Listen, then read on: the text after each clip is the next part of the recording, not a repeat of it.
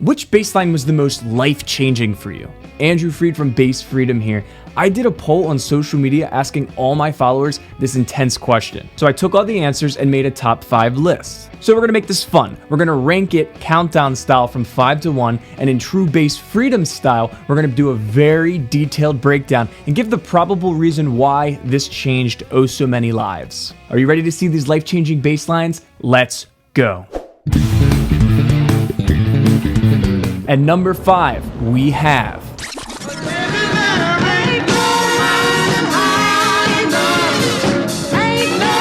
Ain't No Mountain High Enough is a masterpiece of Motown music that has captivated listeners since its release. The song became a hit for Marvin Gaye and Tammy Terrell in '67. Its musical brilliance can be attributed to several factors, but what clearly made this stand out was none other than legendary bassist James Jamerson. Jamerson is known for innovative bass playing that laid the foundation for much of Motown's classic hits. His tone comes from his 1962 Fender Precision bass, the use of flat-wound strings, and he had a unique fingerstyle approach where he would use his fingers in a hook-like motion, which he called the hook. Another cool element of Jamerson's tone was his use of foam or a sponge under the strings at the bridge, which muted the strings slightly. His lines were complex yet groovy, characterized by inventive runs, ghost notes, and syncopation. His ability to convey emotion and rhythm through his playing contributed significantly to his unique sound and definitely showcased in Ain't No Mountain High. Now that you have a feel for James Jamerson's background, let's look at the bass line and we'll talk about what's happening.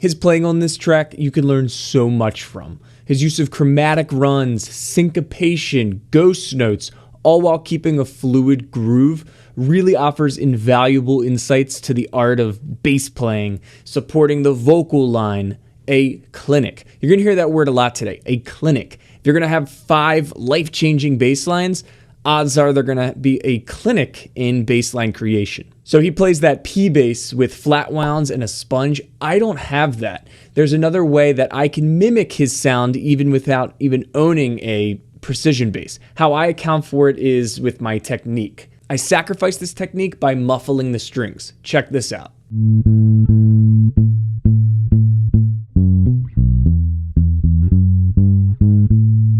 Anyone who learns this will become a better bassist immediately. It makes total sense why it was life-changing to so many. If this was higher than number 5, I would be like, okay. At number 4, we have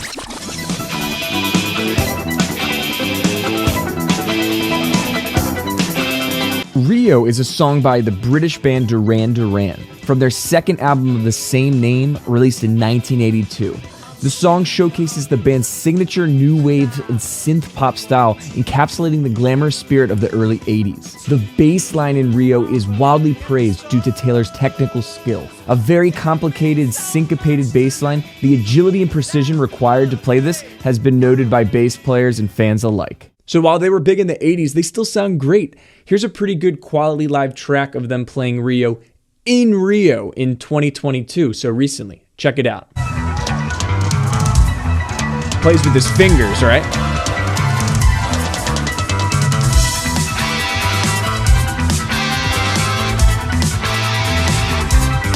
Very active.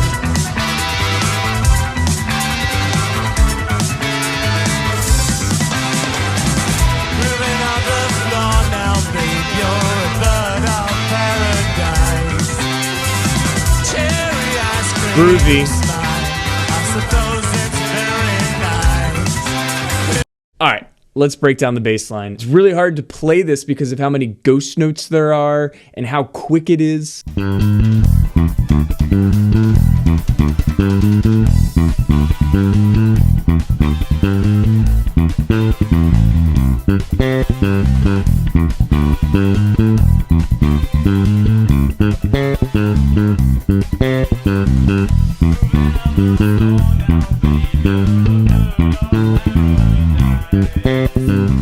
It's definitely noted for its technical complexity with crazy syncopation.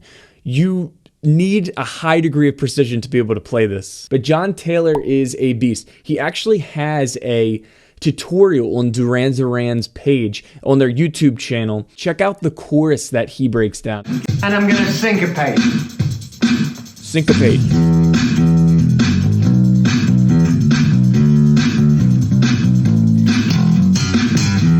Oh, okay.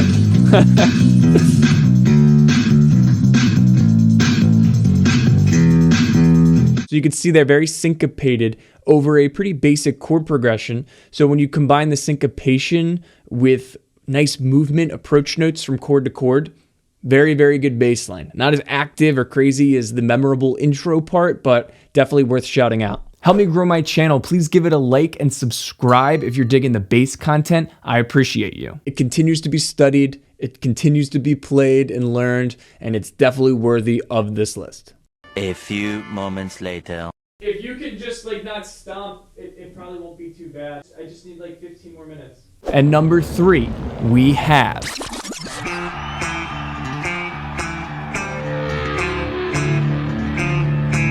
Schism is a song by the American rock band Tool, featured on their 2001 album Lateralus. Known for its intricate musicianship and complex time signature, this song shows Tool's approach to creating music that pushes the boundaries of conventional rock. The bass line in Schism, particularly the intro bass line played by Justin Chancellor, is a central element of the song's appeal. I'm pumped this one's on the list. The intro to this tune is legendary, so let's take a listen. Plays with a pick, chordal, and then the bass line.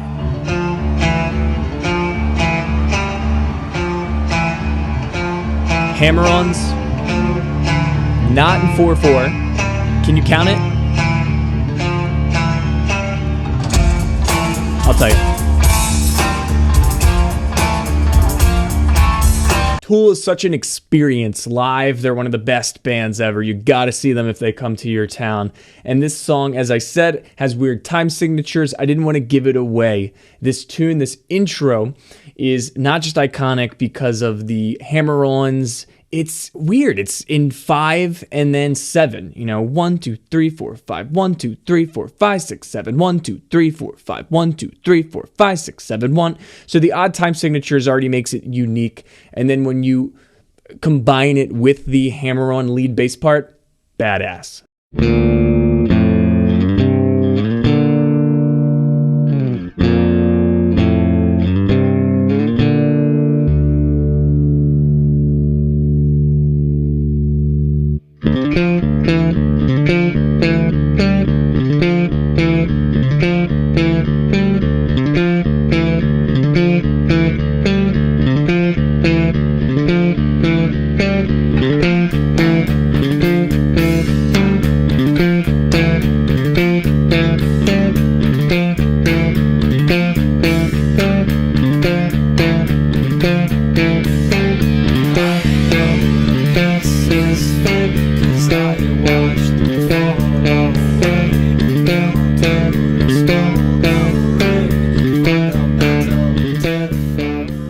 As a pick player, his bass skills are very technically demanding. He clearly uses a lot of effects. Tool is a whole sonic landscape of its own. There's the Primus fans, there's the Tool fans, definitely a cult following, but definitely worthy of the list. I'm going to say that about every tune. It changed your life. I believe it. Learn it. And number 2, we have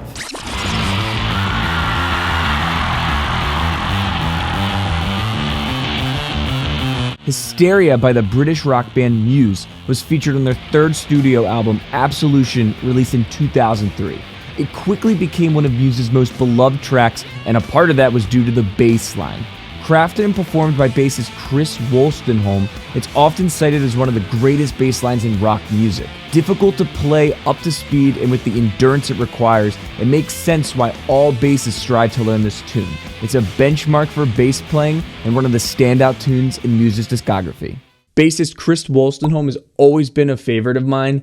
Let's check it out. Crowd loves it.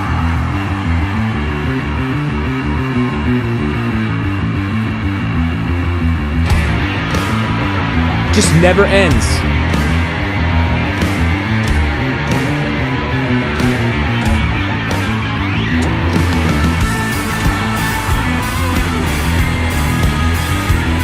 Muse is so good live. One of the best bands I've ever seen live.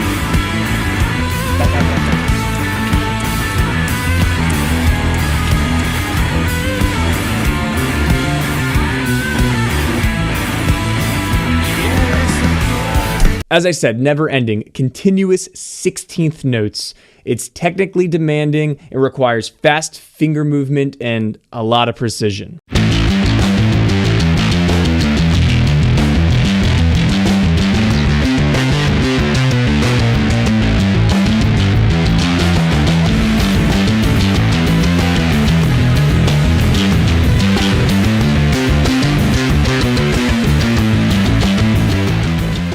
What also makes it legendary is his massive tone, from his effect pedals, his distortion pedals, and his status bass. It's growling, it's aggressive, it cuts through the mix, and I can't get that sound. The closest I can get is I have a Darkray Music Man, and this does have built-in distortion that sounds pretty good, but no one's going to sound like Chris. Hysteria has inspired many people to pick up the bass. Hysteria has inspired countless bass players to explore the possibilities of the instrument beyond its traditional roles. I was not shocked to see this at number 2. I totally get why it changed your life. Game changer. And the number 1 life-changing bass line is...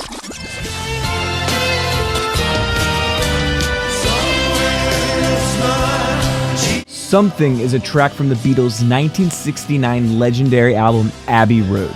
Written by George Harrison, it quickly became one of the Beatles' most covered songs. The bass line in Something, played by Paul McCartney, is widely regarded as one of his best. It exemplifies McCartney's genius as a musician. It blends technical mastery with emotional depth, enhancing the song's beauty without dominating it. This subtlety and sophistication are the key reasons why Something remains a standout track in the Beatles' discography and why McCartney's bass work is so admired. To be number 1 on this list, it has to be great, right? Let's jump into it. I was so happy to see this one as number 1. This is one of my absolute favorites, and it's not as technically demanding as the other tunes on this list, but McCartney's bass playing is a masterclass in bass line creation. And not just how to create good bass lines, but the feel. Every little component of what makes a good bass line is in this song. From start to finish is absolutely incredible. The Beatles have pretty intense copyrights, and obviously the Beatles never played this song live, so I'm going to show you a very isolated version of how it's played and give you some facts about it.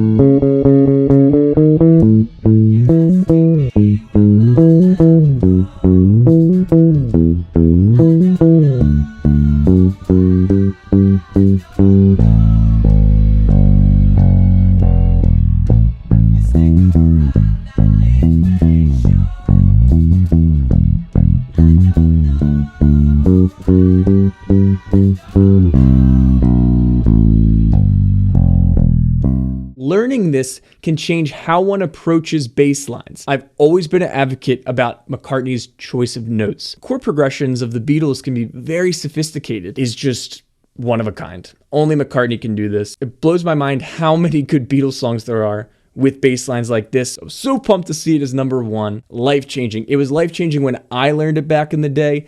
I am not shocked that it changed all your lives. This list was amazing. What a list. Those who picked the 5 on this list, I get it. I really do. Thank you so much for watching this video. Which one changed your life? Let me know below if there was a different one for you. And if you want to see more about Chris Wolstenholme from Muse, then check out this video I did on why he's an underrated bassist, in my opinion. And I'll see you guys next time. Peace!